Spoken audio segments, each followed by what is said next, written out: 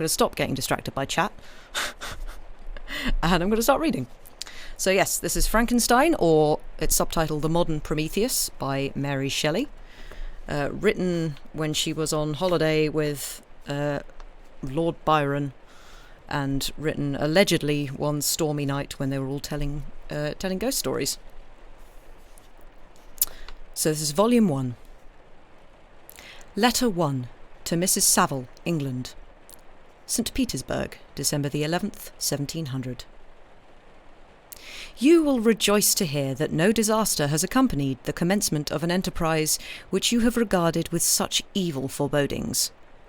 I arrived here yesterday, and my first task is to assure my dear sister of my welfare and increasing confidence in the success of my undertaking. I am already far north of London, and as I walk in the streets of Petersburg, I feel a cold northern breeze play upon my cheeks, which braces my nerves and fills me with delight.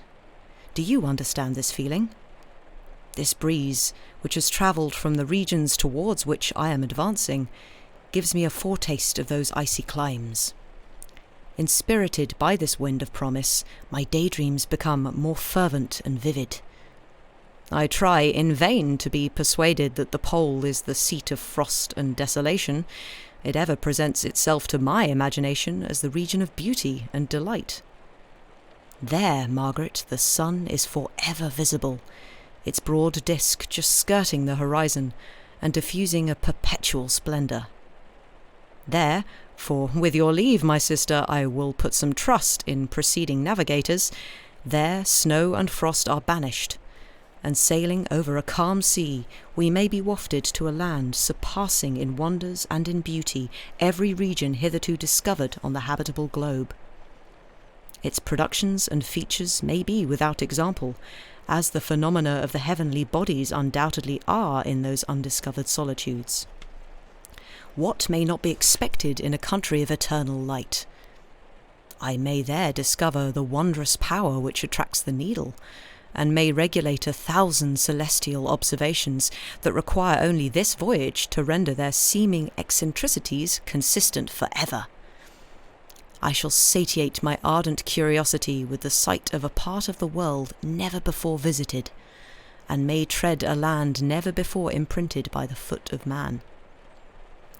These are my enticements, and they are sufficient to conquer all fear of danger or death, and to induce me to commence this laborious voyage with the joy a child feels when he embarks in a little boat with his holiday mates on an expedition of discovery up his native river. But, supposing all these conjectures to be false, you cannot contest the inestimable benefit which I shall confer on all mankind to the last generation by discovering a passage near the pole to those countries, to reach which at present so many months are requisite, or by ascertaining the secret of the magnet, which, if at all possible, can only be effected by an undertaking such as mine. These reflections have dispelled the agitation with which I began my letter, and I feel my heart glow with an enthusiasm which elevates me to heaven, for nothing contributes so much to tranquillize the mind as a steady purpose, a point on which the soul may fix its intellectual eye. This expedition has been the favourite dream of my early years. I have read with ardour the accounts of the various voyages which have been made in the prospect of arriving at the North Pacific Ocean through the seas which surround the pole. You may remember that a history of all the voyages made for the purposes of discovery composed the whole of our good Uncle Thomas's library. My education was neglected, yet I was passionately fond of reading. These volumes were my study day and night, and my familiarity with them increased that regret which I had felt, as a child, on learning that my father's dying injunction had forbidden my uncle to allow me to embark in a seafaring life. These visions faded when I perused, for the first time, those poets whose effusions entranced my soul and lifted it to heaven. I also became a poet, and for 1 year lived in a paradise of my own creation. I imagined that I also might obtain a niche in the temple where the names of Homer and Shakespeare are consecrated. You are well acquainted with my failure, and how heavily I bore the disappointment. But just at that time I inherited the fortune of my cousin, and my thoughts were turned into the channel of their earlier bent. 6 years have passed since I resolved on my present undertaking. I can, even now, remember the hour from which I dedicated myself to this great enterprise. I commenced by inuring my body to hardship. I accompanied the whale fishers on several expeditions to the North Sea. I voluntarily endured cold, famine, thirst, and want of sleep. I often worked harder than the common sailors during the day, and devoted my nights to the study of mathematics, the theory of medicine, and those branches of physical science from which a naval adventurer might derive the greatest practical advantage. Twice I actually hired myself as an undermate in a Greenland whaler, and acquitted myself to admiration. I must own I felt a little proud when my captain offered me the second dignity in the vessel, and entreated me to remain with the greatest earnestness, so valuable did he consider my services. And now, dear Margaret, do I not deserve to accomplish some great purpose? My life might have been passed in ease and luxury, but I preferred glory to every enticement that wealth placed in my path. Oh, that some encouraging voice would answer in the affirmative! My courage and my resolution is firm, but my hopes fluctuate, and my spirits are often depressed. I am about to proceed on a long and difficult voyage, the emergencies of which will demand all my fortitude. I am required not only to raise the spirits of others, but sometimes to sustain my own when theirs are failing. This is the most favourable period for travelling in Russia. They fly quickly over the snow in their sledges. The motion is pleasant, and, in my opinion, far more agreeable than that of an English stagecoach. The cold is not excessive.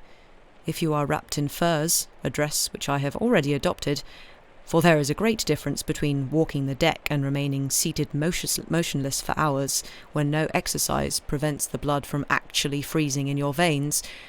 I have no ambition to lose my life on the post road between St. Petersburg and Archangel. I shall depart for the latter town in a fortnight or 3 weeks, and my intention is to hire a ship there, which can easily be done by paying the insurance for the owner, and to engage as many sailors as I think necessary among those who are accustomed to the whale fishing. I do not intend to sail until the month of June. And when shall I return? Ah, dear sister, how can I answer this question? If I succeed, many, many months, perhaps years, will pass before you and I may meet. If I fail, you will see me again soon, or never. Farewell, my dear, excellent Margaret. Heaven shower down blessings on you, and save me that I may again and again testify my gratitude for all your love and kindness. Your affectionate brother, R. Walton.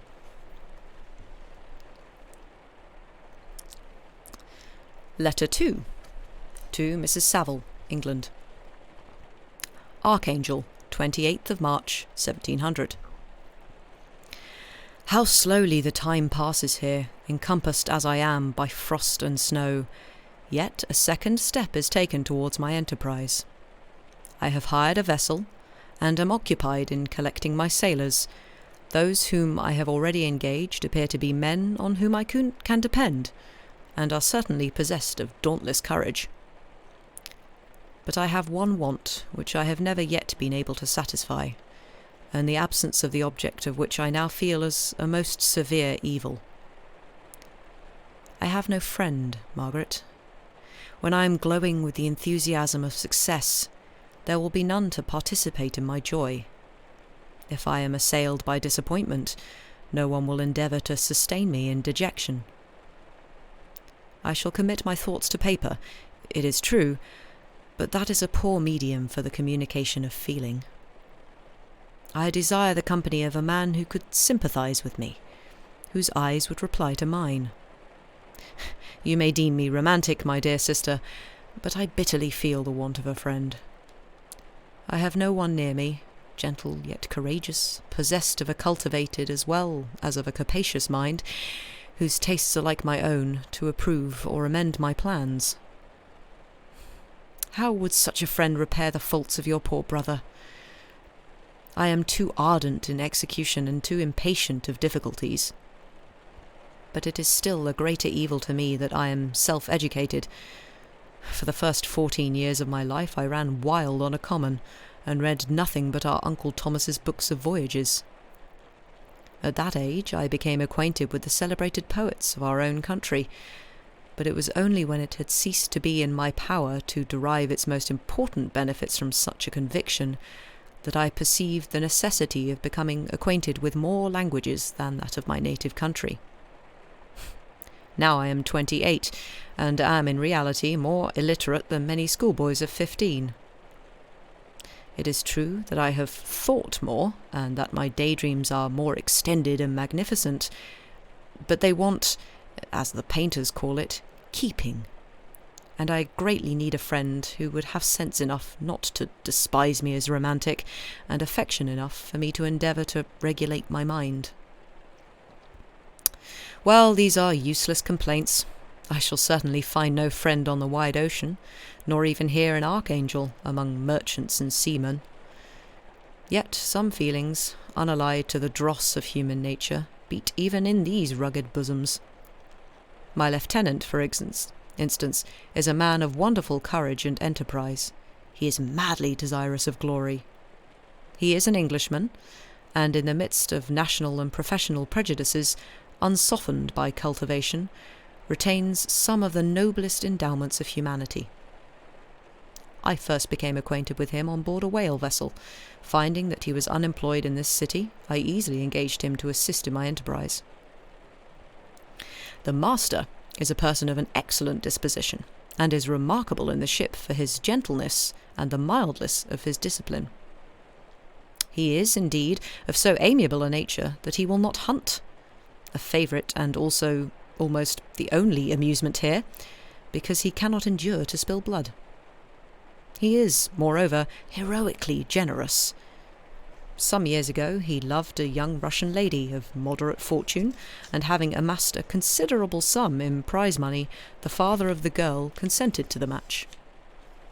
He saw his mistress once before the destined ceremony, but she was bathed in tears, and, throwing herself at his feet, entreated him to spare her, confessing at the same time that she loved another, but that he was poor, and that her father would never consent to the union. My generous friend reassured the suppliant, and on being informed of the name of her lover, instantly abandoned his pursuit. He had already bought a farm with his money, on which he had designed to pass the remainder of his life, but he bestowed the whole on his rival, together with the remains of his prize money to purchase stock, and then himself solicited the young woman's father to consent to her marriage with her lover. But the old man decidedly refused, thinking himself bound in honour to my friend, who, when he found the father inexorable, quitted his country, nor returned until he heard that his former mistress was married according to her inclinations. "What a noble fellow!" you will exclaim. He is so, but then he has passed all his life on board a vessel, and has scarcely an idea beyond the rope and the shroud. But do not suppose that, because I complain a little, or because I conceive a consolation for my toils which I may never know, that I am wavering in my resolutions. Those are as fixed as fate, and my voyage is only now delayed until the weather shall permit my embarkation. The winter has been dreadfully severe, but the spring promises well, and it is considered as a remarkably early season, so that, perhaps, I may sail sooner than I expected. I shall do nothing rashly. You know me sufficiently to confide in my prudence and considerateness whenever the safety of others is committed to my care. I cannot describe to you my sensations on the near prospect of my undertaking. It is impossible to communicate to you a conception of the trembling sensation, half pleasurable and half fearful, with which I am preparing to depart. I am going to unexplored regions, to the land of mist and snow, but I shall kill no albatross, therefore do not be alarmed for my safety. Shall I meet you again, after having traversed immense seas and returned by the most southern cape of Africa or America? I dare not expect such success, yet I cannot bear to look on the reverse side of the picture. Continue to write to me by every opportunity. I may receive your letters, though the chance is very doubtful, on some occasions when I need them most to support my spirits. I love you very tenderly. Remember me with affection, should you never hear from me again. Your affectionate brother, Robert Walton. Letter 3 to Mrs. Saville, England. July the 7th, 1700. My dear sister, I write a few lines in haste to say that I am safe and well advanced on my voyage. This letter will reach England by a merchantman now on its homeward voyage from Archangel, more fortunate than I, who may not see my native land perhaps for many years. I am, however, in good spirits. My men are bold and apparently firm of purpose, nor do the floating sheets of ice that continually passed us, indicating the dangers of the region towards which we are advancing, appear to dismay them. We have already reached a very high latitude, but it is the height of summer, and although not so warm as in England, the southern gales which blow us speedily towards those shores which I so ardently desire to attain, breathe a degree of renovating warmth which I had not expected. No incidents have hitherto befallen us that would make a figure in a letter. 1 or 2 stiff gales, and the breaking of a mast, are accidents which experienced navigators scarcely remember to record, and I shall be well content if nothing worse happened to us during our voyage. Adieu, my dear Margaret. Be assured that for my own sake, as well as yours, I will not rashly encounter danger. I will be cool, persevering, and prudent. Remember me to all my English friends. Most affectionately yours, Robert Walton.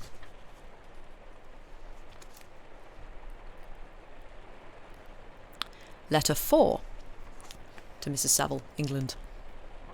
August the 5th, 1700. So strange an accident has happened to us that I cannot forbear recording it, although it is very probable that you will see me before these papers can come into your possession. Last Monday, July the 31st, we were nearly surrounded by ice, which closed in the ship on all sides, scarcely leaving her the sea room in which she floated. Our situation was somewhat dangerous, especially as we were compassed round by a very thick fog. We accordingly lay to, hoping that some change would take place in the atmosphere and weather.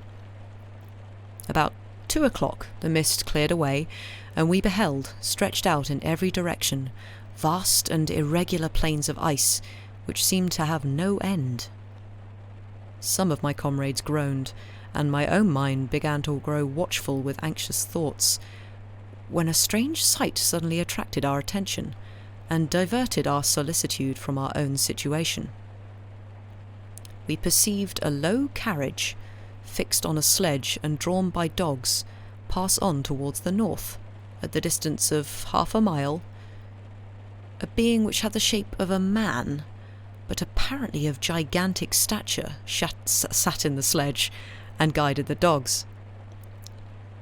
We watched the rapid progress of the traveller with our telescopes until he was lost among the distant inequalities of the ice.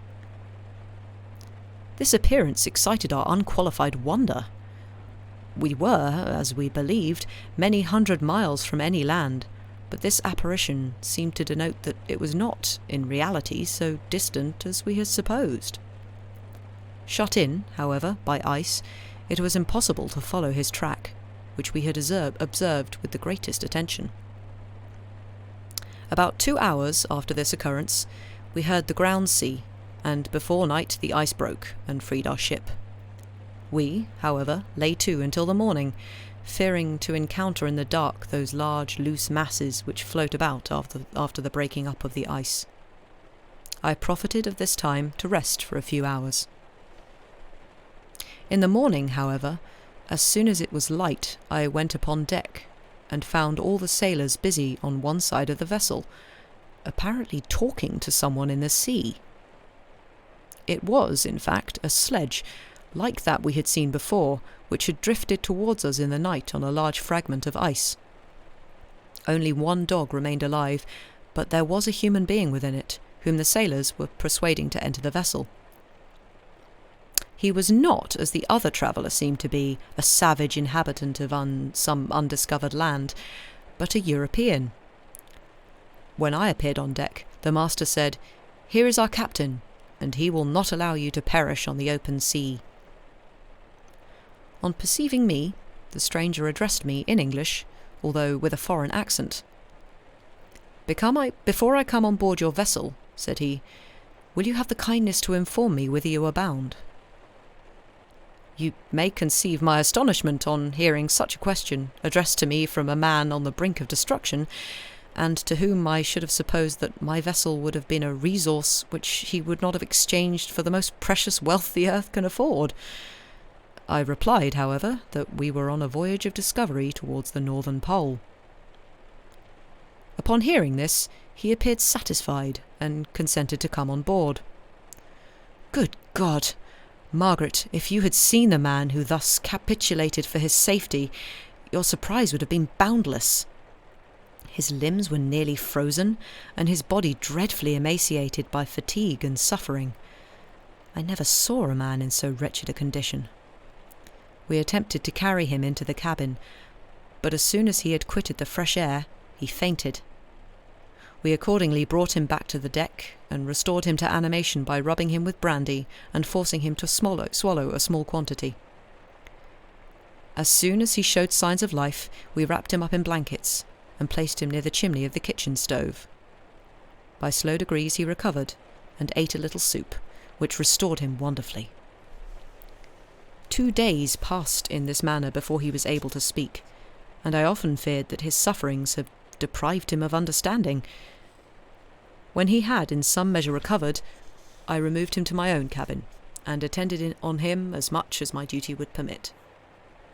I never saw a more interesting creature. His eyes have generally an expression of wildness, and even madness, but there are moments when, if anyone performs an act of kindness towards him, or does him the most trifling service, his whole countenance is lighted up, as it were, with a beam of benevolence and sweetness that I never saw equalled. But he is generally melancholy and despairing, and sometimes he gnashes his teeth, as if impatient on the weight of woes that oppresses him. When my guest was a little recovered, I had great trouble to keep off the men who wished to ask him 1,000 questions, but I would not allow him to be tormented by their idle curiosity, in a state of body and mind whose restoration evidently depended on entire repose. Once, however, the lieutenant asked, why had he come so far upon the ice in so strange a vehicle? His countenance instantly assumed an aspect of the deepest gloom, and he replied, "To seek one who fled from me." "And did the man whom you pursued travel in the same fashion?" "Yes." "Then I fancy we have seen him, for the day before we picked you up we saw some dogs drawing a sledge with a man in it across the ice." This aroused the stranger's attention, and he asked a multitude of questions concerning the route which the demon, as he called him, had pursued. Soon after, when he was alone with me, he said, "I have, doubtless, excited your curiosity, as well as that of these good people, but you are too considerate to make inquiries." "Certainly, it would indeed be very impertinent and inhuman in me to trouble you with any inquisitiveness of mine." "And yet you rescued me from a strange and perilous situation. You have benevolently restored me to life." Soon after this he inquired if I thought that the breaking up of the ice had destroyed the other sledge. I replied that I could not answer with any degree of certainty, for the ice had not broken until near midnight, and the traveller might have arrived at a place of safety before that time, but of this I could not judge.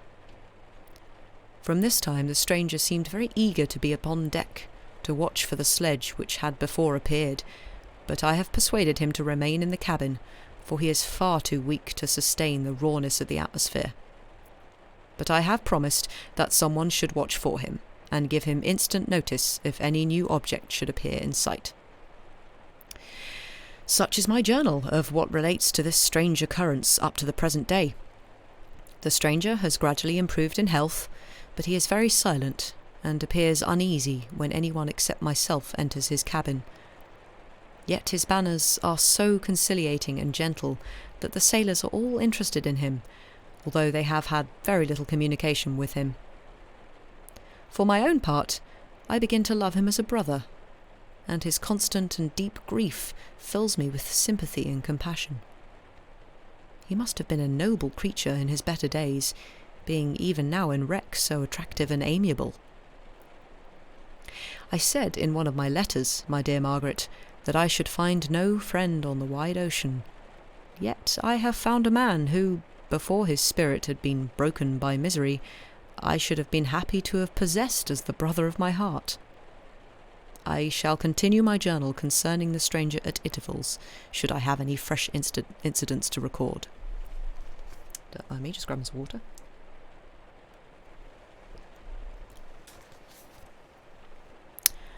August the 13th, 1700. My affection for my guest increases every day. He excites at once my admiration and my pity to an astonishing degree. How can I see so noble a creature destroyed by misery without feeling the most poignant grief? He is so gentle, yet so wise. His mind is so cultivated, and when he speaks, although his words are culled with the choicest art, yet they flow with rapidity and unparalleled eloquence. He is now much recovered from his illness, and is continually on the deck, apparently watching for the sledge that preceded his own. Yet, although unhappy, he is not so utterly occupied by his own misery, but that he interests himself deeply in the employments of others. He has asked me many questions concerning my design, and I have related my little history frankly to him. He appeared pleased with the confidence, and suggested several alterations in my plan, which I shall find exceedingly useful. There is no pedantry in his manner, but all he does appears to spring solely from the interest he instinctively takes in the welfare of those who surround him. He is often overcome by gloom, and then he sits by himself and tries to overcome all that is sullen or unsocial in his humour. These paroxysms pass from him like a cloud from before the sun, though his dejection never leaves him. I have endeavoured to win his confidence, and I trust that I have succeeded. One day I mentioned to him the desire I had always felt of finding a friend who might sympathise with me and direct me by his counsel. I said I did not belong to that class of men who are offended by advice. I am self-educated, and perhaps I hardly rely sufficiently upon my own powers. I wish, therefore, that my companion should be wiser and more experienced than myself, to confirm and support me, nor have I believed it impossible to find a true friend.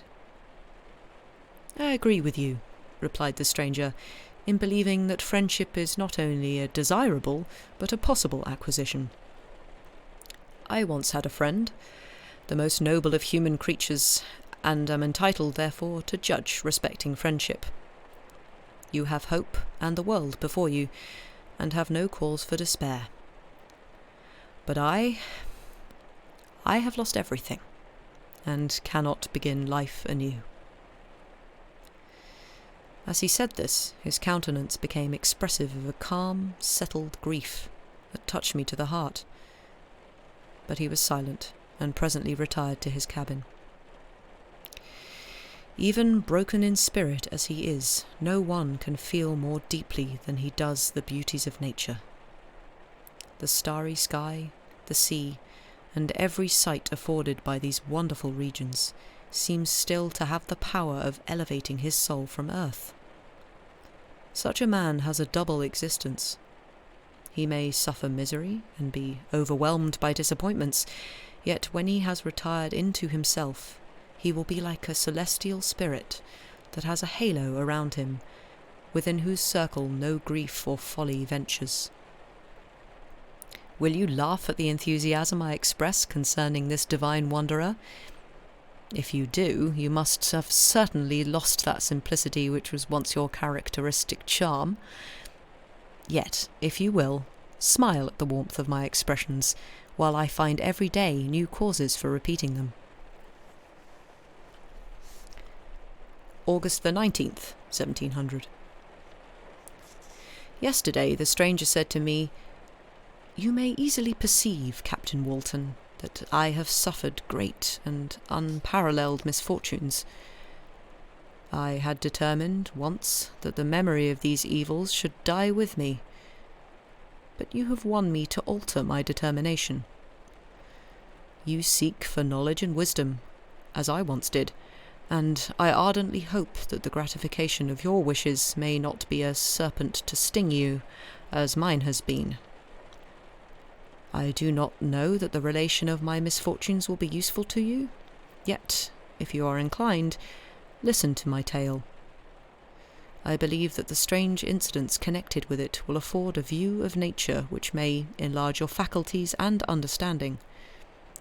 You will hear of powers and occurrences such as you have been accustomed to believe impossible, but I do not doubt that my tale conveys in its series internal evidence of the truth of the events of which it is composed." You may easily conceive that I was much gratified by the offered communication, yet I could not endure that he should renew his grief by a recital of his misfortunes. I felt the greatest eagerness to hear the promised narrative, partly from curiosity, and partly from a strong desire to ameliorate his fate, if it were in my power. I expressed these feelings in my answer. "I thank you," he replied, "for your sympathy, but it is useless. My fate is nearly fulfilled. I wait but for one event, and then I shall repose in peace. I understand your feeling," continued he, perceiving that I wished to interrupt him, "but you are mistaken, my friend. If thus you will allow me to name you, nothing can alter my destiny. Listen to my history, and you will perceive how irrevocably it is determined." He then told me that he would commence his narrative the next day when I should be at leisure. This promise drew from me the warmest thanks. I have resolved every night, when I am not engaged, to record, as nearly as possible in his own words, what he has related during the day. If I should be engaged, I will at least make notes. This manuscript will doubtless afford you the greatest pleasure, but to me, who know him, and who hear it from his own lips, with what interest and sympathy shall I read it in some future day?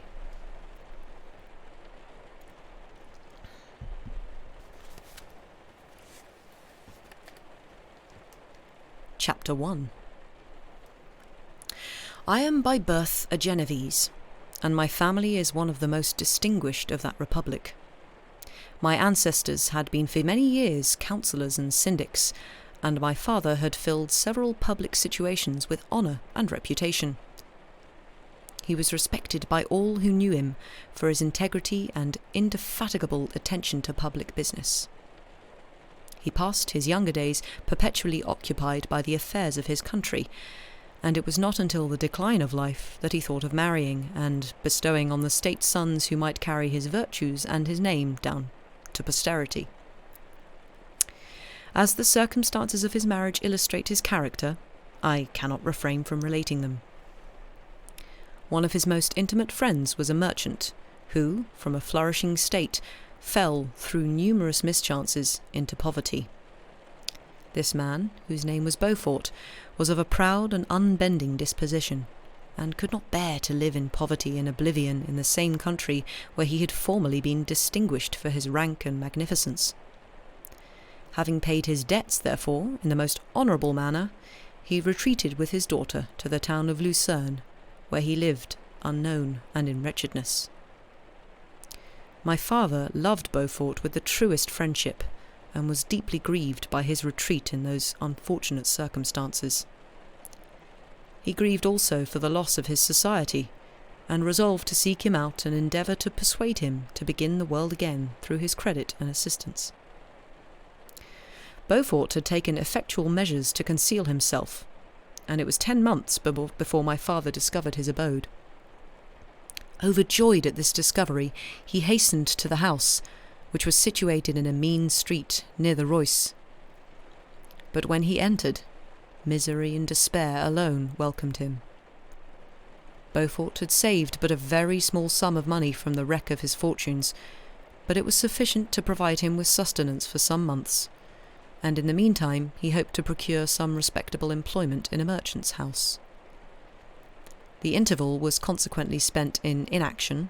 His grief only became more deep and rankling when he had leisure for reflection, and at length it took so fast hold of his mind that at the end of 3 months he lay on a bed of sickness, incapable of any exertion.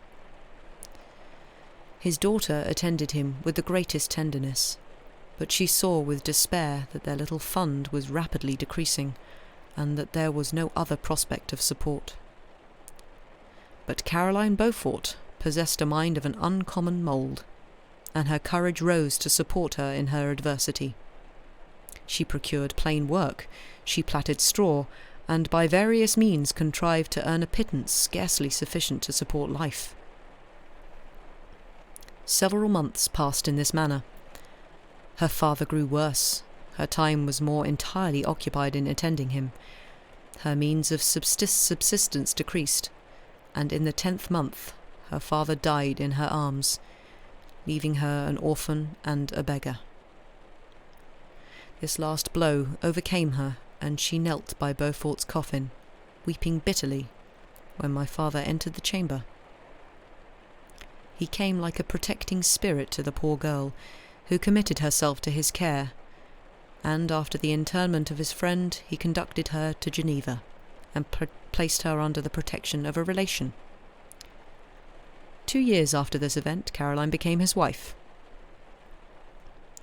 When my father became a husband and a parent, he found his time so occupied by the duties of his new situation that he relinquished many of his public employments and devoted himself to the education of his children. Of these I was the eldest, and the destined successor to all his labours and utility. No creature could have had more tender parents than mine.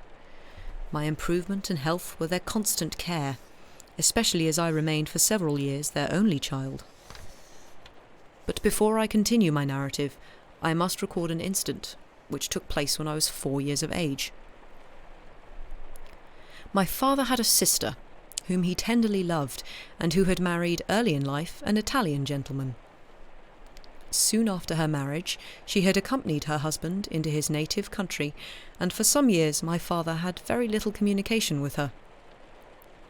About the time I mentioned she died, and a few months afterwards, he received a letter from her husband, acquainting him with his intention of marrying an Italian lady, and requesting my father to take charge of the infant Elizabeth, the only child of his deceased sister. "It is my wish," he said, "that you should consider her as your own daughter, and educate her thus. Her mother's fortune is secured to her, the documents of which I will commit to your keeping. Reflect upon this proposition, and decide whether you would prefer educating your niece yourself to her being brought up by a stepmother." My father did not hesitate, and immediately went to Italy, that he might accompany the little Elizabeth to her future home. I have often heard my mother say that she was at that time the most beautiful child she had ever seen, and showed signs even then of a gentle and affectionate disposition. These indications, and a desire to bind as closely as possible the ties of domestic love, determined my mother to consider Elizabeth as my future wife, a design which she never found reason to repent. From this time Elizabeth Lavenza became my playfellow, and, as we grew older, my friend. She was docile and good-tempered, yet gay and playful as a summer insect. Although she was lively and animated, her feelings were strong and deep, and her disposition uncommonly affectionate. No one could better enjoy liberty, yet no one could submit with more grace than she did to constraint and caprice. Her imagination was luxuriant, yet her capability of application was great. Her person was the image of her mind. Her hazel eyes, although as lively as a bird's, possessed an attractive softness. Her figure was light and airy, and though capable of enduring great fatigue, she appeared the most fragile creature in the world. While I admired her understanding and fancy, I loved to tend on her, as I should a favourite animal, and I never saw so much grace both of person and mind united to so little pretension. Everyone adored Elizabeth. If the servants had any request to make, it was always through her intercession. We were strangers to any species of disunion and dispute, for although there was a great dissimilitude in our characters, there was a harmony in that very dissimilitude. I was more calm and philosophical than my companion, yet my temper was not so yielding. My application was of longer endurance, but it was not so severe whilst it endured. I delighted in investigating the facts relative to the actual world. She busied herself in following the aerial creations of the poets. The world was to me a secret, which I desired to discover. To her it was a vacancy, which she sought to people with imaginations of her own. My brothers were considerably younger than myself, but I had a friend in one of my schoolfellows who compensated for this deficiency. Henry Clerval was the son of a merchant of Geneva, an intimate friend of my father. He was a boy of singular talent and fancy. I remember when he was 9 years old he wrote a fairy tale which was the delight and amazement of all his companions. His favourite study consisted in books of chivalry and romance, and when very young I can remember that we used to act plays composed by him out of these favourite books, the principal characters of which were Orlando, Robin Hood, Amadis, and St. George. No youth could have passed more happily than mine. My parents were indulgent and my companions amiable. Our studies were never forced, and by some means we always had an end placed in view, which excited us to ardour in the prosecution of them. It was by this method, and not by emulation, that we were urged to application. Elizabeth was not incited to apply herself to drawing, that her companions might not outstrip her, but through the desire of pleasing her aunt by the representation of some favourite scene done by her own hand. We learned Latin and English, that we might read the writings in those languages. And so far from study being made odious to us through punishment, we loved application, and our amusements would have been the labours of other children. Perhaps we did not read so many books or learn languages so quickly as those who are disciplined according to the ordinary methods, but what we learnt was impressed the more deeply on our memories. In this description of our domestic circle I include Henry Clerval, for he was constantly with us. He went to school with me, and generally passed the afternoon at our house, for being an only child, and destitute of companions at home, his father was well pleased that he should find associates at our house, and we were never completely happy when Clerval was absent.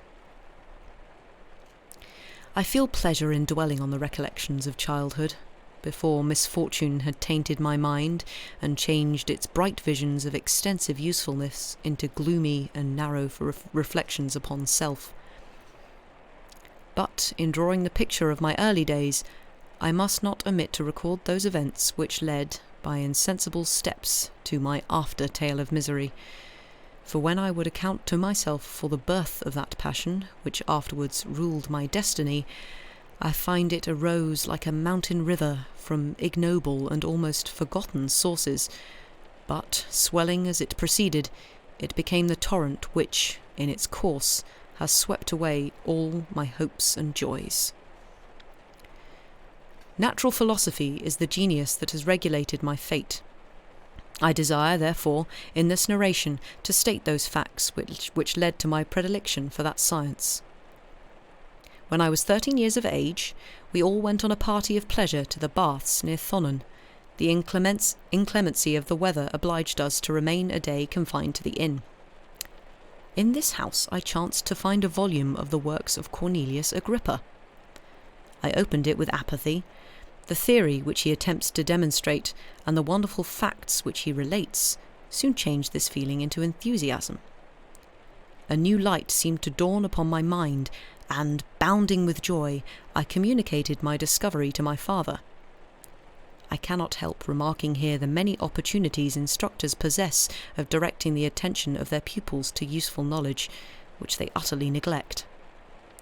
My father looked carelessly at the title page of my book, and said, "Ah, Cornelius Agrippa, my dear Victor, do not waste your time upon this. It is sad trash."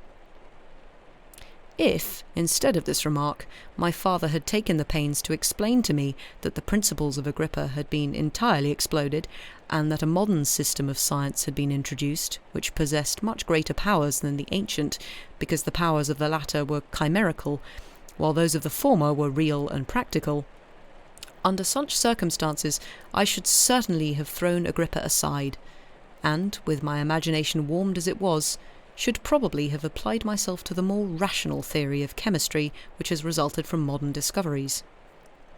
It is even possible that the train of my ideas would never have received the fatal impulse that led to my ruin. But the cursory glance my father had taken of my volume by no means assured me that he was acquainted with its contents, and I continued to read with the greatest avidity. I'm going to take a break there. So, everybody go, if you can, have a stretch, grab a drink. We need some kind of break, sign-off line. So, yes, everyone have a nice break, and I will be back in about 5 minutes to do some more reading. Bye for now.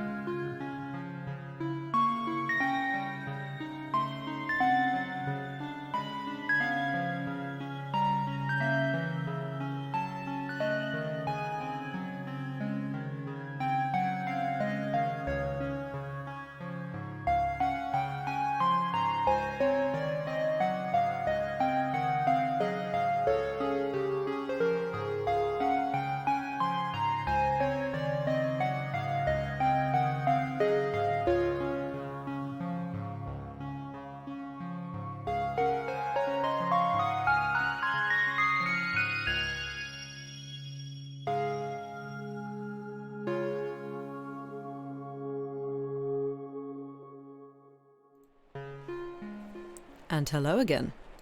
We are back. I hope everybody had a nice break and got a drink, or didn't get a drink, or got food, or whatever. I'm just chugging down water because I'm throwing bookmarks everywhere apparently. So yeah,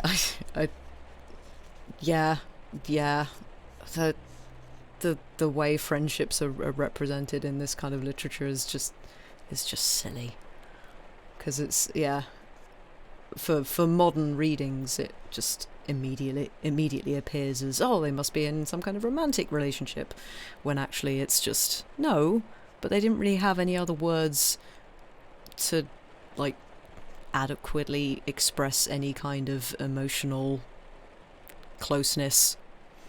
So more proper friendships. I agree. But yeah, it's also one of those things that, yeah, exactly. You feel strongly about your friends. It is something that should be, I guess, explored more, and there should be less of a kind of, I guess, stigma around talking about your friends in a close emotional way. That's fine. But people tend to sort of jump on the bandwagon, lol, they must be in a relationship. But anyway. Right. Oh yes, he was being told that Cornelius Agrippa was silly. I mean, mood. I shall continue. I hope everybody is sitting comfortably. When I returned home, my first care was to procure the whole works of this author, and afterwards of Paracelsus and Albertus Magnus. I read and studied the wild fancies of these writers with delight. They appeared to me treasures known to few beside myself, and although I often wished to communicate these secret stores of knowledge to my father, yet his indefinite censure of my favourite Agrippa always withheld me. I disclosed my discoveries to Elizabeth, therefore, under a promise of strict secrecy, but she did not interest herself in the subject, and I was left by her to pursue my studies alone. It may appear very strange that a disciple of Albertus Magnus should arise in the 18th century, but our family was not scientifical, and I had not attended any of the lectures given at the schools of Geneva. My dreams were therefore undisturbed by reality, and I entered with the greatest diligence into the search of the Philosopher's Stone and the Elixir of Life. But the latter obtained my most undivided attention.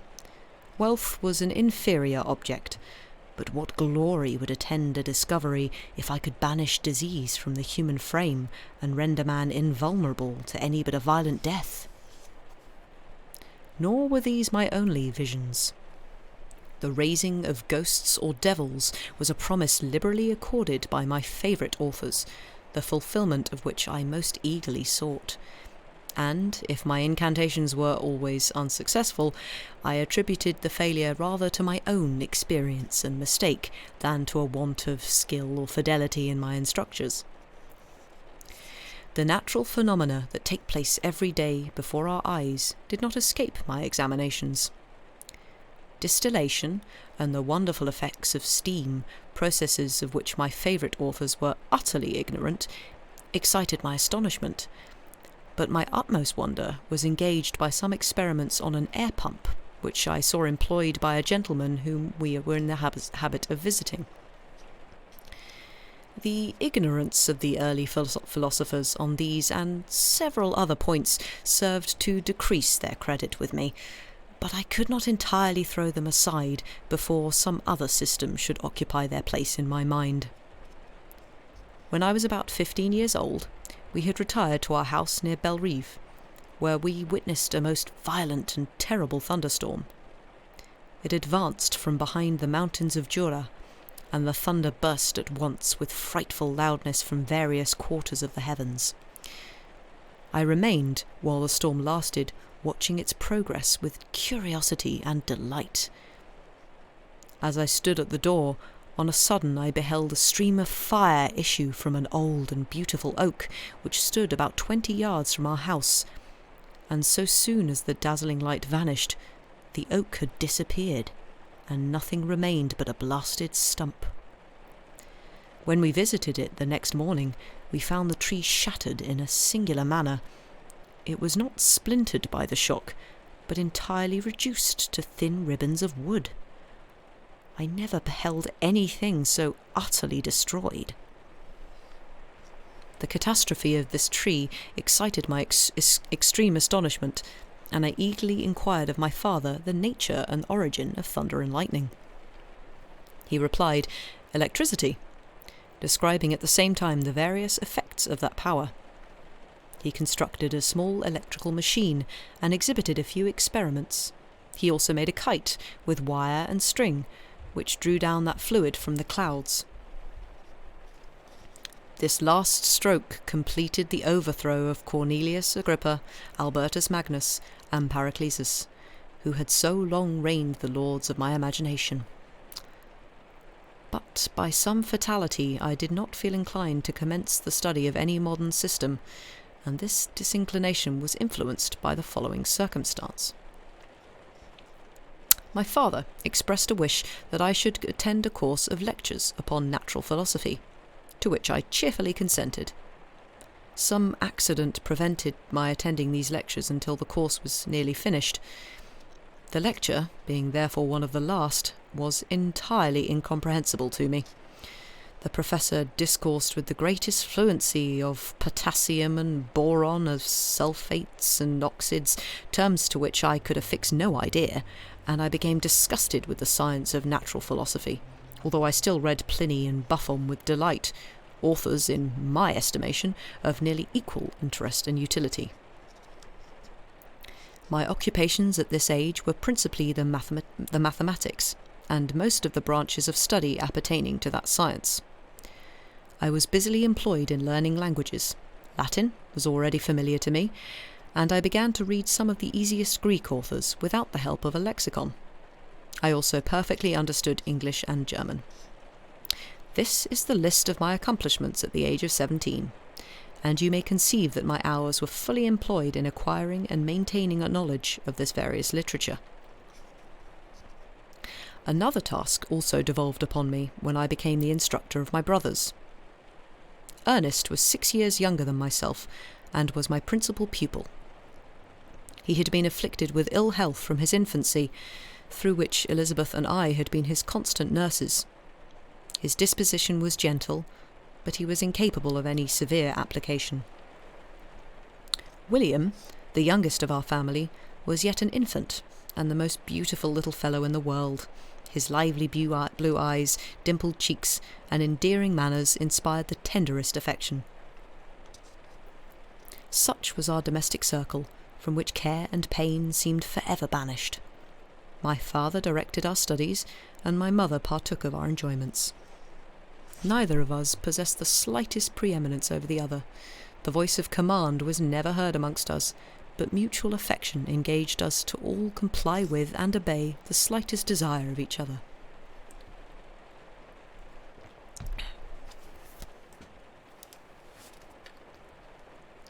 Chapter 2. When I had attained the age of 17, my parents resolved that I should become a student at the University of Ingolstadt. I had hitherto attended the schools of Geneva, but my father thought it necessary, for the completion of my education, that I should be made acquainted with other customs than those of my native country. My departure was therefore fixed at an early date, but before the day resolved upon could arrive, the first misfortune of my life occurred, an omen, as it were, of my future misery. Elizabeth had caught the scarlet fever, but her illness was not severe, and she quickly recovered. During her confinement, many arguments had been urged to persuade my mother to refrain from attending upon her. She had at first yielded to our entreaties, but when she heard that her favourite was recovering, she could no longer debar herself from her society, and entered her chamber long before the danger of infection was past. The consequences of this imprudence were fatal.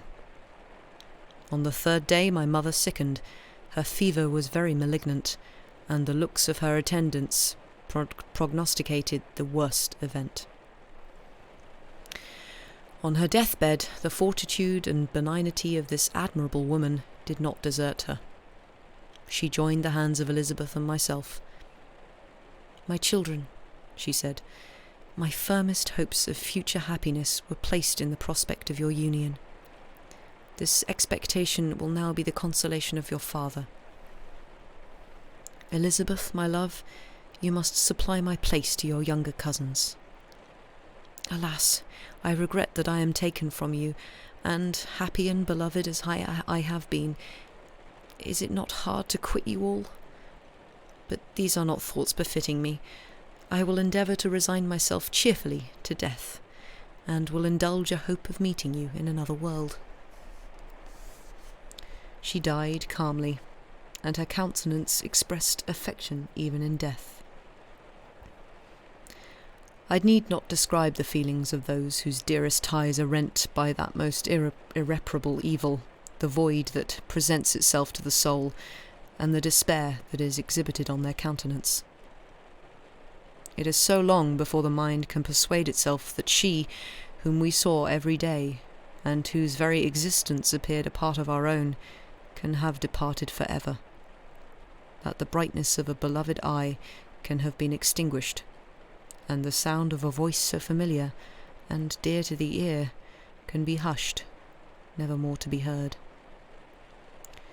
These are the reflections of the first days, but when the lapse of time proves the reality of the evil, then the actual bitterness of grief commences.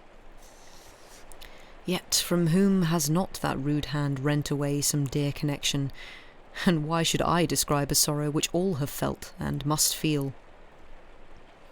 The time at length arrives when grief is rather an indulgence than a necessity, and the smile that plays upon the lips, although it may be deemed a sacrilege, is not banished.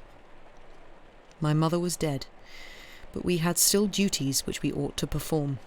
We must continue our course with the rest, and learn to think ourselves fortunate, whilst one remains whom the spoiler has not seized. My journey to Ingolstadt, which had been deferred by these events, was now again determined upon. I obtained from my father a respite of some weeks. The period was spent sadly. My mother's death and my speedy departure depressed our spirits, but Elizabeth endeavoured to renew the spirit of cheerfulness in our little society. Since the death of her aunt, her mind had acquired new firmness and vigour. She determined to fulfil her duties with the greatest exactness, and she felt that that most imperious duty of rendering her uncle and cousins happy had devolved upon her. She consoled me, amused her uncle, instructed my brothers, and I never beheld her so enchanting as at this time, when she was continually endeavouring to contribute to the happiness of others, entirely forgetful of herself. The day of my departure at length arrived. I had taken leave of all my friends, excepting Clerval, who spent the last evening with us. He bitterly lamented that he was unable to accompany me, but his father could not be persuaded to part with him, intending that he should become a partner with him in business, in compliance with his favourite theory, that learning was superfluous in the commerce of ordinary life. Henry had a refined mind. He had no desire to be idle, and was well pleased to become his father's partner. But he believed that a man might be a very good trader, and yet possess a cultivated understanding. We sat late, listening to his complaints, and making many little arrangements for the future. The next morning early I departed. Tears gushed from the eyes of Elizabeth. They proceeded partly from sorrow at my departure, and partly because she reflected that the same journey was to have taken place 3 months before, when a mother's blessing would have accompanied me. I threw myself into the chaise that was to convey me away, and indulged in the most melancholy reflections. I, who had ever been surrounded by amiable companions, continually engaged in endeavouring to bestow mutual pleasure, I was now alone. In the university whither I was going, I must form my own friends and be my own protector. My life had hitherto been remarkably secluded and domestic, and this had given me invincible repugnance to new countenances. I loved my brothers, Elizabeth and Clerval. These were old familiar faces, but I believed myself totally unfitted for the company of strangers. Such were my reflections as I commenced my journey, but as I proceeded, my spirits and hopes rose. I ardently desired the acquisition of knowledge. I had often, when at home, thought it hard to remain during my youth cooped up in one place, and had longed to enter the world and take my station among other human beings. Now my desires were complied with, and it would, indeed, have been folly to repent. I had sufficient leisure for these and many other reflections during my journey to Ingolstadt, which was long and fatiguing. At length the high white steeple of the town met my eyes. I alighted, and was conducted to my solitary apartment to spend the evening as I pleased. The next morning I delivered my letters of introduction, and paid a visit to some of the principal professors, and among others to Monsieur Cromp, Professor of Natural Philosophy. He received me with politeness, and asked me several questions concerning my progress in the different branches of science appertaining to natural philosophy. I mentioned, it is true, with fear and trembling, the only authors I had ever read upon those subjects. The professor stared. "Have you," he said, "really spent your time in studying such nonsense?" I replied in the affirmative. "Every minute," continued Mr. Cromp with warmth, "every instant that you have wasted on those books is utterly and entirely lost. You have burdened your memory with exploded systems and useless names. Good God! In what desert land have you lived, where no one was kind enough to inform you that these fancies which you have so greedily imbibed are 1,000 years old, and as musty as they are ancient? I little expected in this enlightened and scientific age to find a disciple of Albertus Magnus and Paracelsus. My dear sir, you must begin your studies entirely anew." So saying, he stepped aside, and wrote down a list of several books treating of natural philosophy, which he desired me to procure, and dismissed me, after mentioning that in the beginning of the following week he intended to commence a course of lectures upon natural philosophy in its general relations, and that Monsieur Waldman, a fellow professor, would lecture upon chemistry the alternate days that he missed. I returned home, not disappointed, for I had long considered those authors useless whom the professor had so strongly reprobated, but I did not feel much inclined to study the books which I procured at his recommendation. Monsieur Cromp was a little squat man, with a gruff voice and repulsive countenance. The teacher, therefore, did not prepossess me in favour of his doctrine. Besides, I had a contempt for the uses of modern natural philosophy. It was very different when the masters of the science sought immortality and power. Such views, although futile, were grand, but now the scene was changed. The ambition of the inquirer seemed to limit itself to the annihilation of those visions on which my interest in science was chiefly founded. I was required to exchange chimeras of boundless grandeur for realities of little worth. Such were my reflections during the first 2 or 3 days spent almost in solitude. But as the ensuing week commenced, I thought of the information which Monsieur Cromp had given me concerning the lectures. And although I could not consent to go and hear that little conceited fellow deliver sentences out of a pulpit, I recollected what he had said of Monsieur Waldman, whom I had never seen, as he had hitherto been out of town. Partly from curiosity and partly from idleness, I went into the lecturing room, which Mr. Waldman entered shortly after. This professor was very unlike his colleague. He appeared about 50 years of age, but with an aspect expressive of the greatest benevolence. A few grey hairs covered his temples, but those at the back of his head were nearly black. His person was short, but remarkably erect, and his voice the sweetest I had ever heard. He began his lecture by a recapitulation of the history of chemistry and the various improvements made by different men of learning, pronouncing with fervour the names of the most distinguished discoverers. He then took a cursory view of the present state of the science, and explained many of its elementary terms. After having made a few preparatory experiments, he concluded with a panegyric upon modern chemistry, the terms of which I shall never forget. "The ancient teachers of this science," said he, "promised impossibilities, and performed nothing. The modern masters promise very little. They know that metals cannot be transmuted, and that the elixir of life is a chimera. But these philosophers, whose hands seem only made to dabble in dirt, and their eyes to pore over the microscope or crucible, have indeed performed miracles. They penetrate into the recesses of nature. They show how she works in her hiding places. They ascend into the heavens. They have discovered how the blood circulates, and the nature of the air we breathe. They have acquired new and almost unlimited powers. They can command the thunders of heaven, mimic the earthquake, and even mock the invisible world with its own shadows." I departed, highly pleased with the professor and his lecture, and paid him a visit the same evening. His manners in private were even more mild and attractive than in public, for there was a certain dignity in his mien during his lecture, which in his own house was replaced by the greatest affability and kindness. He heard with attention my little narration concerning my studies, and smiled at the names of Cornelius Agrippa and Paracelsus, but without the contempt that Monsieur Cromp had exhibited. He said that these were men to whose indefatigable zeal modern philosophers were indebted for most of the foundations of their knowledge.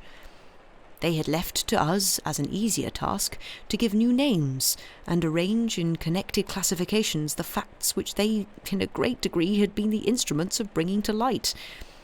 The labours of men of genius, however erroneously directed, scarcely ever fail in ultimately turning to the solid advantage of mankind.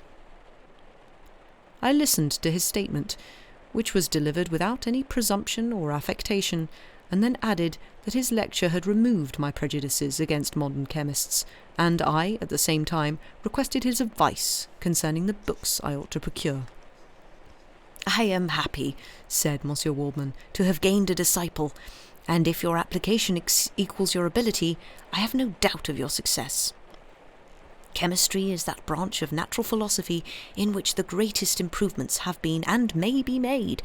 It is on that account that I have made it my peculiar study, but at the same time I have not neglected the other branches of science. A man would make but a very sorry chemist if he attended to that department of human knowledge alone. If your wish is to become really a man of science, and not merely a petty experimentalist, I should advise you to apply to every branch of natural philosophy, including mathematics." He then took me into his laboratory, and explained to me the uses of his various machines, instructing me as to what I ought to procure, and promising me the use of his own, when I should have advanced far enough in the science not to derange their mechanism. He also gave me the list of books which I had requested, and I took my leave. Thus ended a day memorable to me. It decided my future destiny.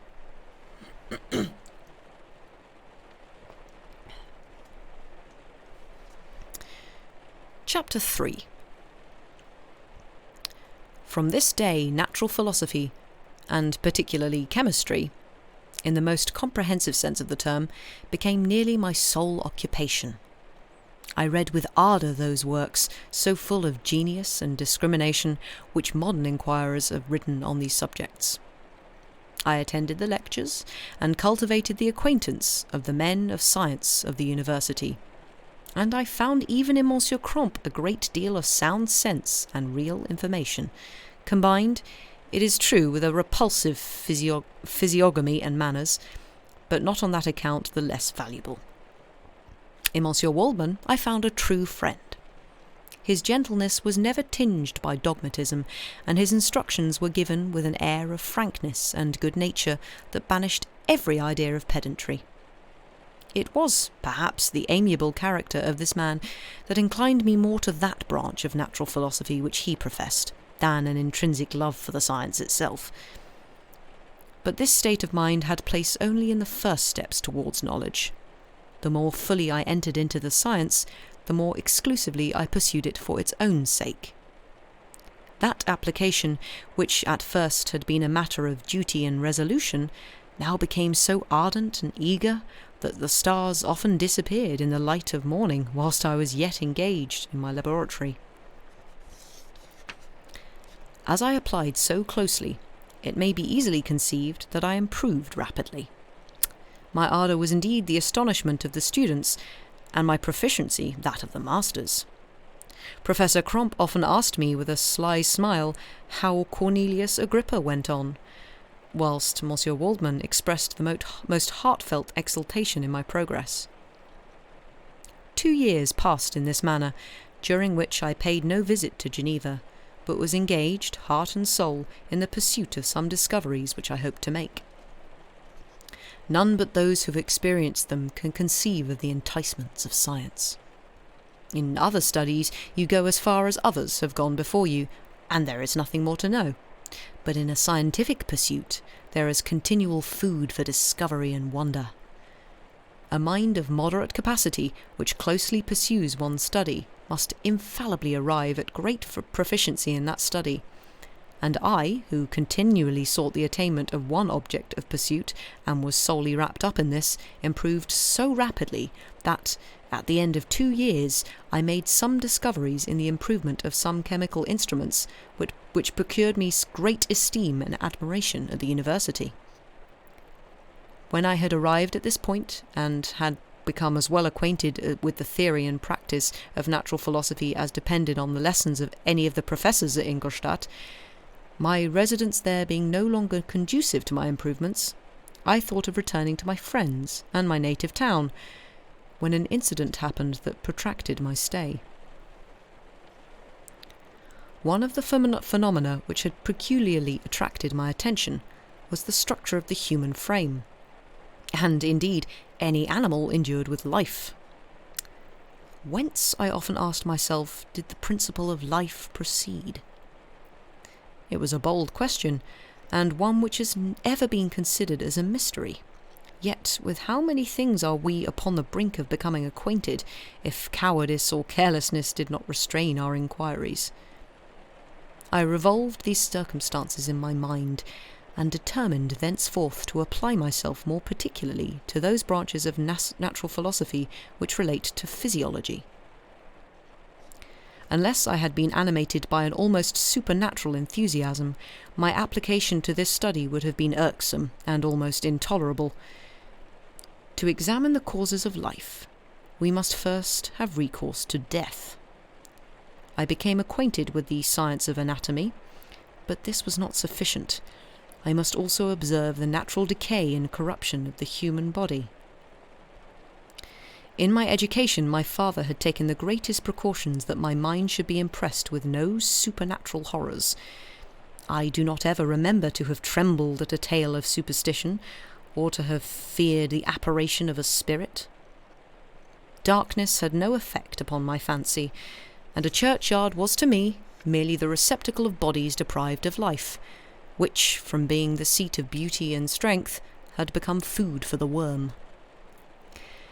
Now I was led to examine the cause and progress of this decay, and forced to spend days and nights in vaults and charnel houses.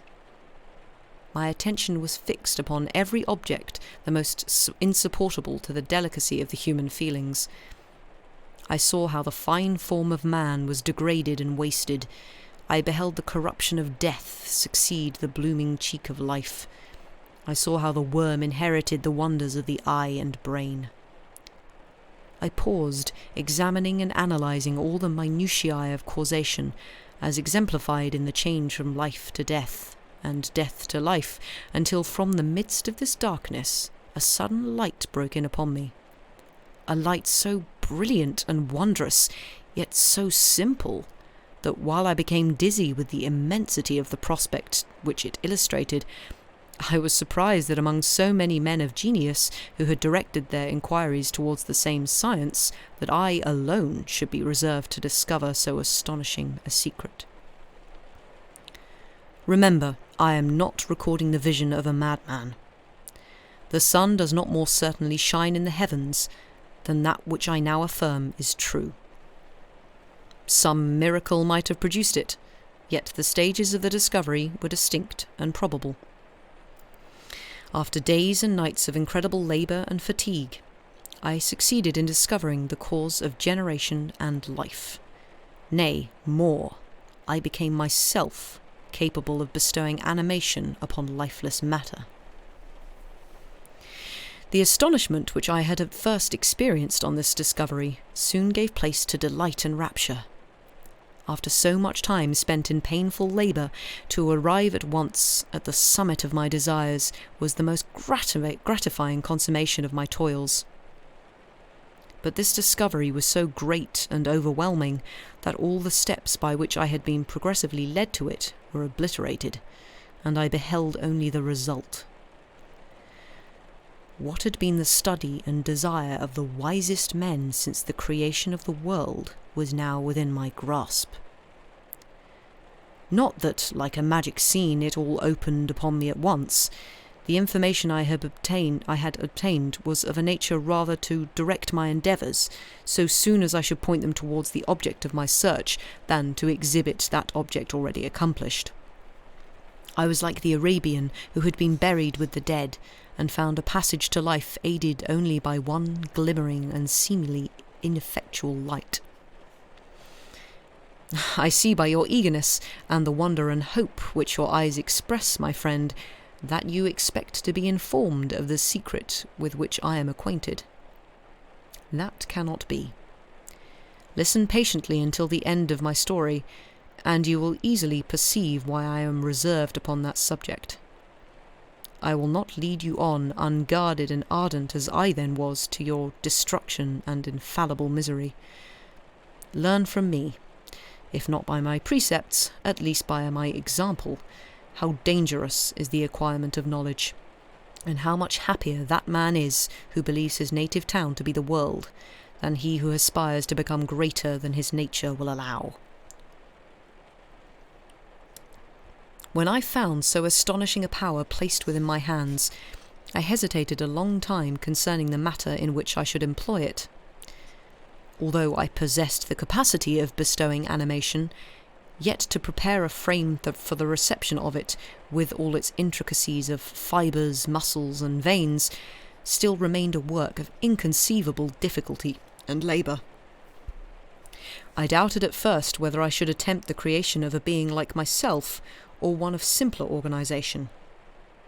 But my imagination was too much exalted by my first success to permit me to doubt of my ability to give life to an animal as complex and wonderful as man. The materials at present within my command hardly appeared adequate to so arduous an undertaking, but I doubted not that I should ultimately succeed. I prepared myself for a multitude of reverses. My operations might be incessantly baffled, and at last my work be imperfect. Yet, when I considered the improvement which every day takes place in science and mechanics, I was encouraged to hope my present attempts would at least lay the foundations of future success. Nor could I consider the magnitude and complexity of my plan as any argument of its impracticability. It was with these feelings that I began the creation of a human being. As the minuteness of the parts formed a great hindrance to my speed, I resolved, contrary to my first intention, to make a being of gigantic stature, that is to say, about 8 feet in height and proportionably large. After having formed this determination, and having spent some months in successfully collecting and arranging my materials, I began. No one can conceive the variety of feelings which bore me onwards like a hurricane in the first enthusiasm of success. Life and death appeared to me ideal bounds, which I should first break through and pour a torrent of light into our dark world. A new species would bless me as its creator and source. Many happy and excellent natures would owe their being to me. No father could claim the gratitude of his child so completely as I should deserve theirs. Pursuing these reflections, I thought that if I could bestow animation upon lifeless matter, I might in process of time, although I now found it impossible, renew life where death had apparently devoted the body to corruption. These thoughts supported my spirits, while I pursued my undertaking with unremitting ardour. My cheek had grown pale with study, and my person had become emaciated with confinement. Sometimes, on the very brink of certainty, I failed. Yet I still clung to the hope which the next day or the next hour might realise. One secret which I alone possessed was the hope to which I had dedicated myself, and the moon gazed on my midnight labours, while, with unrelaxed and breathless eagerness, I pursued nature to her hiding places. Who shall conceive the horrors of my secret toil, as I dabbled among the unhallowed damps of the grave, or tortured the living animal to animate the lifeless clay?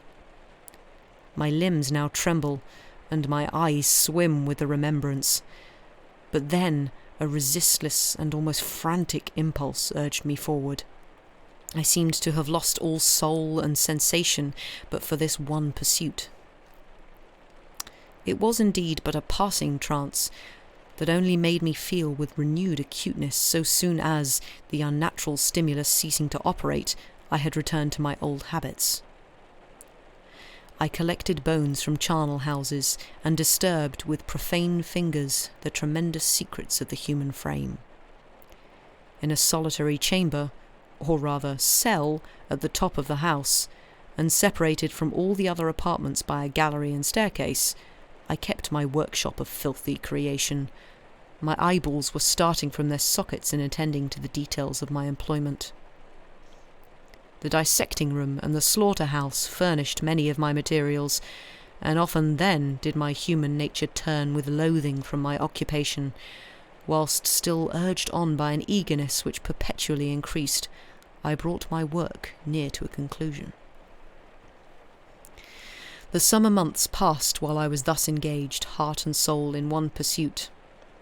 It was a most beautiful season. Never did the fields bestow a more plentiful harvest, or the vines yield a more luxuriant vintage. But my eyes were insensible to the charms of nature. And the same feelings which made me neglect the scenes around me caused me also to forget those friends who were so many miles absent, and whom I had not seen for so long a time. I knew my silence disquieted them, and I well remembered the words of my father. I know that while you are pleased with yourself, you will think of us with affection, and we shall hear regularly from you. You must pardon me if I regard any interruption in your correspondence as a proof that your other duties are equally neglected. I knew well, therefore, what would be my father's feelings, but I could not tear my thoughts from my employment, loathsome in itself, but which had taken an irresistible hold of my imagination. I wished, as it were, to procrastinate all that related to my feelings of affection until the great object which swallowed up every habit of my nature should be completed. I then thought that my father would be unjust if he ascribed my neglect to vice or faultiness on my part, but I am now convinced that he was justified in conceiving that I should not be altogether free from blame. A human being in perfection ought always to preserve a calm and peaceful mind, and never to allow passion or a transitory desire to disturb his tranquillity. I do not think that the pursuit of knowledge is an exception to this rule. If the study to which you apply yourself has a tendency to weaken your affections, and to destroy your taste for those simple pleasures which no alloy can possibly mix, then that study is certainly unlawful, that is to say, not befitting the human mind. If this rule were always observed, if no man allowed any pursuit whatsoever to interfere with the tranquillity of his domestic affections, Greece had not been enslaved, Caesar would have spared his country, America would have been discovered more gradually, and the empires of Mexico and Peru had not been destroyed. But I forget that I am moralizing in the most interesting part of my tale, and your looks remind me to proceed. My father made no reproach in his letters, and only took notice of my silence by inquiring into my occupations more particularly than before.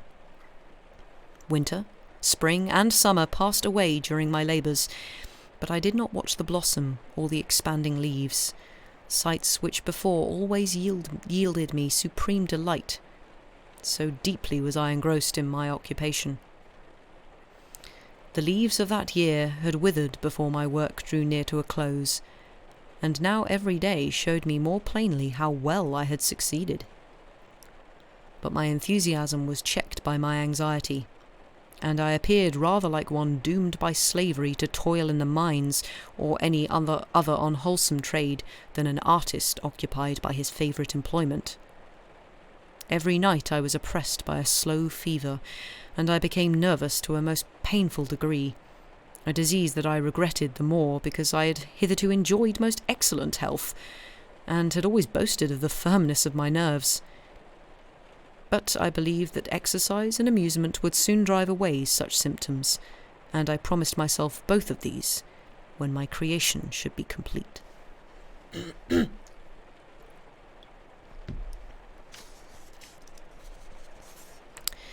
Chapter 4. It was on a dreary night of November that I beheld the accomplishment of my toils.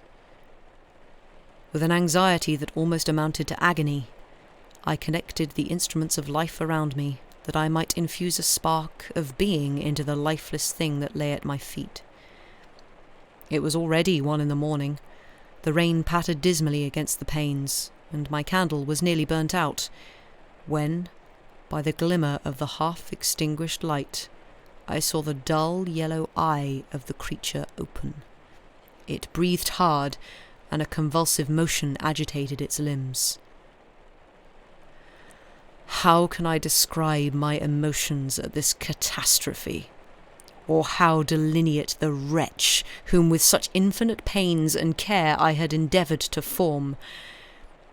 His limbs were in proportion, and I had selected his features as beautiful. Beautiful! Great God! His yellow skin scarcely covered the work of muscles and arteries beneath. His hair was of a lustrous black and flowing, his teeth of a pearly whiteness, but these luxuriances only formed a more horrid contrast with his watery eyes, that seemed almost of the same colour as the dun white sockets in which they were set, his shrivelled complexion and straight black lips. The different accidents of life are not so changeable as the feelings of human nature. I had worked hard for nearly 2 years for the sole purpose of infusing life into an inanimate body. For this I had deprived myself of rest and health. I had desired it with an ardour that far exceeded moderation, but now that I had finished, the beauty of the dream vanished, and breathless horror and disgust filled my heart. Unable to endure the aspect of the being I had created, I rushed out of the room, and continued a long time traversing my bedchamber, unable to compose my mind to sleep. At length lassitude succeeded to the tumult I had before endured, and I threw myself on the bed in my clothes, endeavouring to seek a few moments of forgetfulness. But it was in vain. I slept, indeed, but I was disturbed by the wildest dreams. I thought I saw Elizabeth, in the bloom of health, walking in the streets of Ingolstadt. Delighted and surprised, I embraced her, but as I imprinted the first kiss on her lips, they became livid with the hue of death. Her features appeared to change, and I thought that I held the corpse of my dead mother in my arms. A shroud enveloped her form, and I saw the grave worms crawling in the folds of the flannel. I started from my sleep with horror. A cold dew covered my forehead, my teeth chattered, and every limb became convulsed. when, by the dim and yellow light of the moon as it forced its way through the window shutters, I beheld the wretch, the miserable monster whom I had created. He held up the curtain of the bed, and his eyes, if eyes they may be called, were fixed on me. His jaws opened, and he muttered some inarticulate sounds, while a grin wrinkled his cheeks. He might have spoken, but I did not hear. One hand was stretched out, seemingly to detain me, but I escaped and rushed downstairs. I took refuge in the courtyard belonging to the house which I inhabited, where I remained during the rest of the night, walking up and down in the greatest agitation, listening attentively, catching and fearing each sound as if it were to announce the approach of the demoniacal corpse to which I had so miserably given life. Oh, no mortal could support the horror of that countenance. A mummy again endued with animation could not be so hideous as that wretch. I had gazed on him while unfinished. He was ugly then, but when those muscles and joints were rendered capable of motion, it became a thing such as even Dante could not have conceived. I passed the night wretchedly. Sometimes my pulse beat so quickly and hardly that I felt the palpitation of every artery. At others I nearly sank to the ground through languor and extreme weakness. Mingled with this horror, I felt the bitterness of disappointment. Dreams that had been my food and pleasant rest for so long a space were now become a hell to me, and the change was so rapid, the overthrow so complete. Morning, dismal and wet, at length dawned, and discovered to my sleepless and aching eyes the church of Ingolstadt, its white steeple and clock, which indicated the 6th hour. The porter opened the gates of the court, which had that night been my asylum, and I issued into the streets, pacing them with quick steps, as if I sought to avoid the wretch whom I feared every turning of the street would present to my view. I did not dare return to the apartment which I inhabited, but felt impelled to hurry on, although wetted by the rain, which poured from a black and comfortless sky. I continued walking in this manner for some time, endeavouring, by bodily exercise, to ease the load that weighed upon my mind. I traversed the streets without any clear conception of where I was or what I was doing. My heart palpitated in the sickness of fear, and I hurried on with irregular steps, not daring to look about me. Continuing thus, I came at length opposite to the inn at which the various diligences and carriages usually stopped. Here I paused, I knew not why, but I remained some minutes with my eyes fixed on a coach that was coming towards me from the other end of the street. As it drew nearer, I observed that it was the Swiss diligence.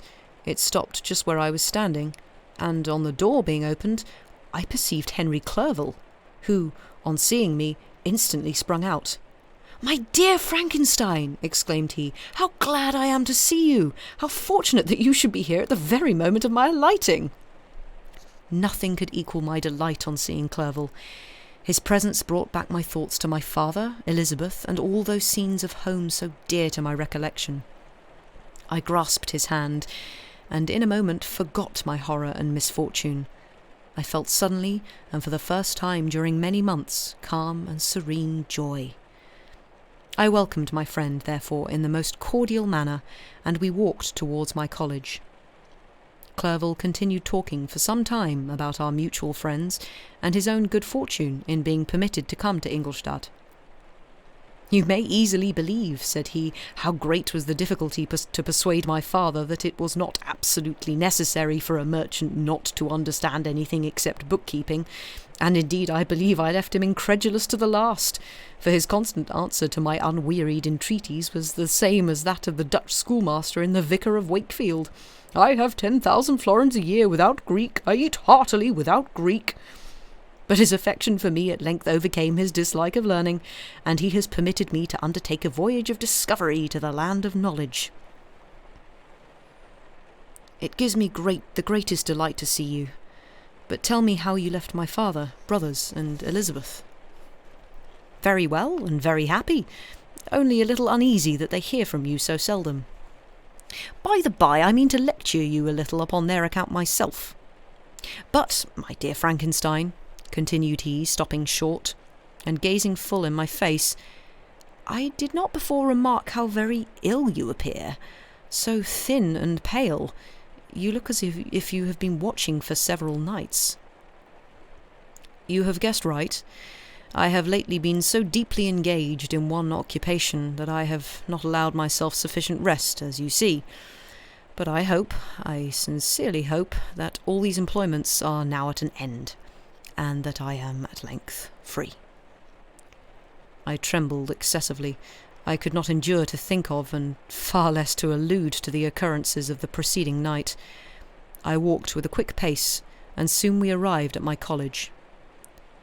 I then reflected, and the thought made me shiver, that the creature whom I had left in my apartment might still be there, alive and walking about. I dreaded to behold this monster, but I feared still more that Henry should see him. Entreating him, therefore, to remain a few minutes at the bottom of the stairs, I darted up towards my own room. My hand was already on the lock of the door before I recollected myself. I then paused, and a cold shivering came over me.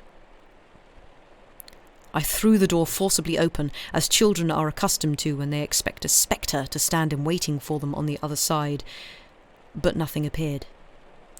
I stepped fearfully in.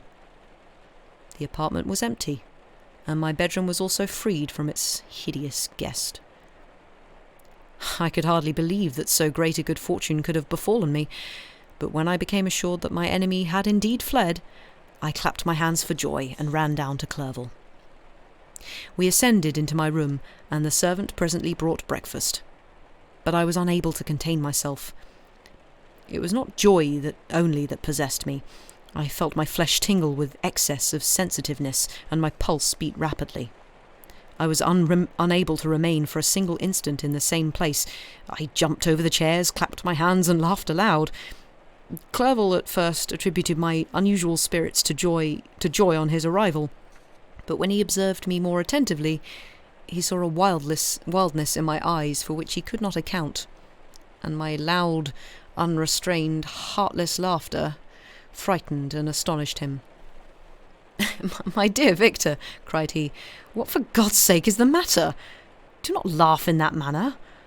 How ill you are! What is the cause of all this?" "Do not ask me," cried I, putting my hands before my eyes, for I thought I saw the dreaded spectre glide into the room. "He can tell. Oh, save me, save me!" I imagined that the monster seized me. I struggled furiously and fell down in a fit. Poor Clerval! What must have been his feelings? A meeting, which he anticipated with such joy, so strangely turned to bitterness. But I was not the witness of his grief, for I was lifeless, and did not recover my senses for a long, long time. This was the commencement of a nervous fever which confined me for several months. During all that time, Henry was my only nurse. I afterwards learned that, knowing my father's advanced age and unfitness for so long a journey, and how wretched my sickness would make Elizabeth, he spared them this grief by concealing the extent of my disorder. He knew that I could not have a more kind and attentive nurse than himself, and, firm in the hope he felt of my recovery, he did not doubt that, instead of doing harm, he performed the kindest action that he could towards them.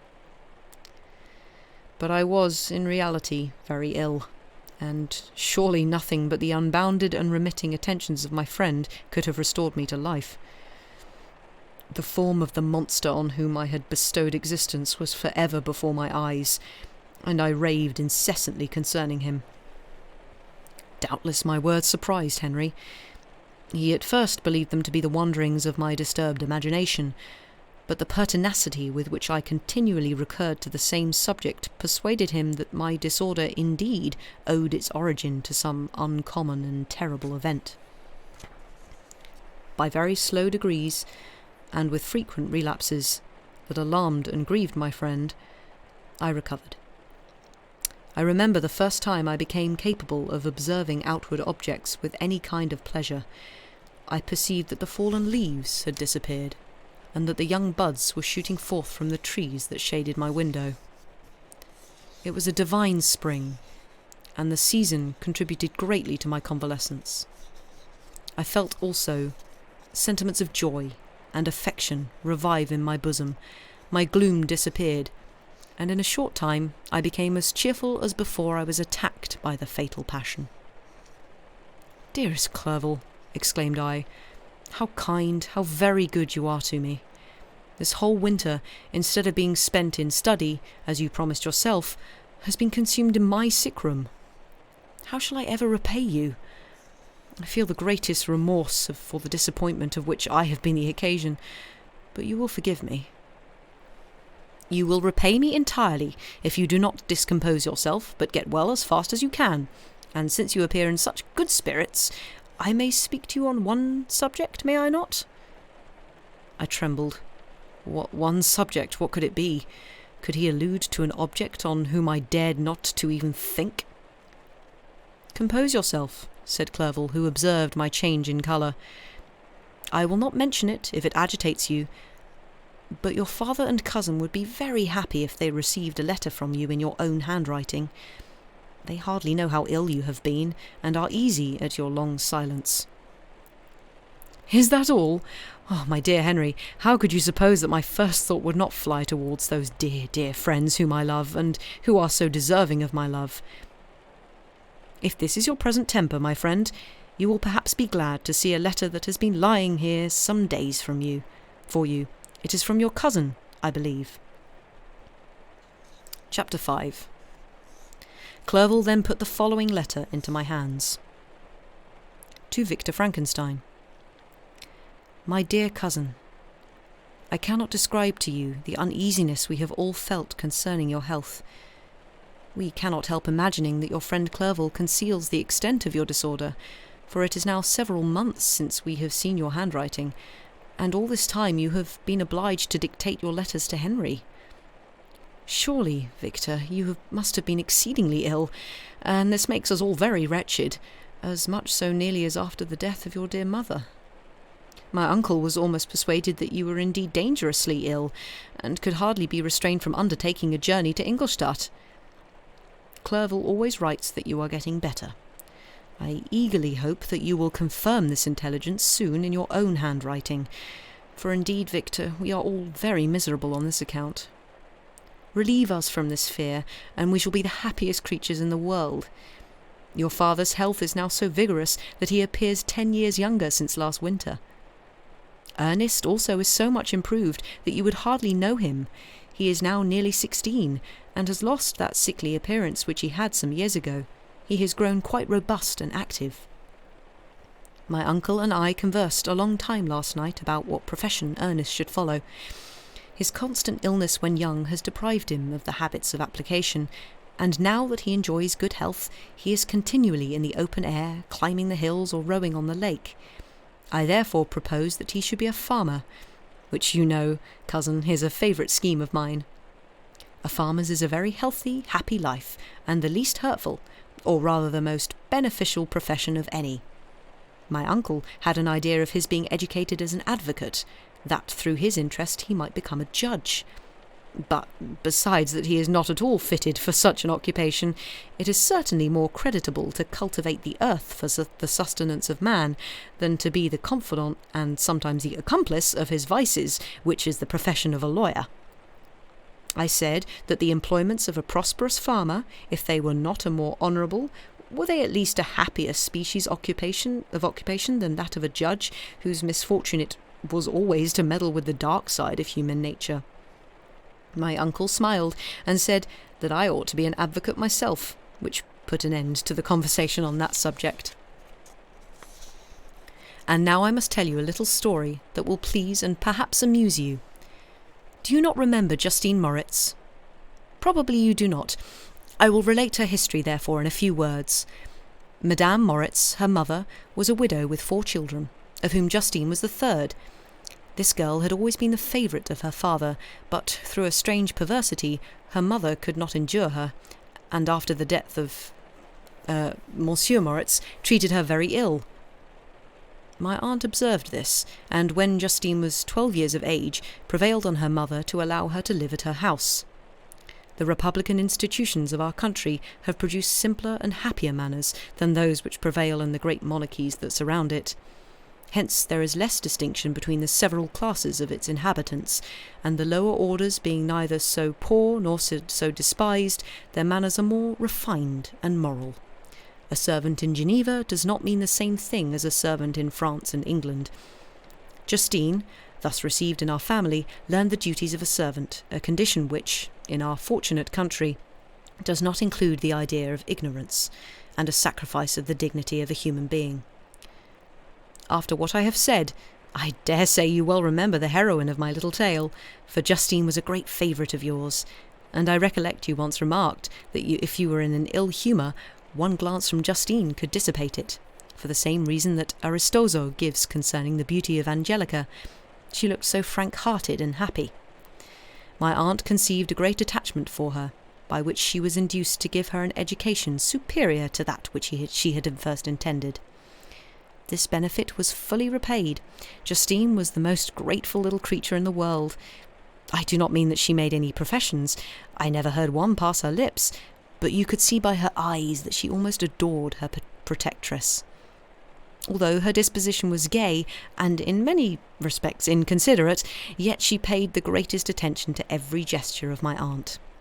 She thought her the model of all excellence, and endeavoured to imitate her phraseology and manners, so that even now she often reminds me of her.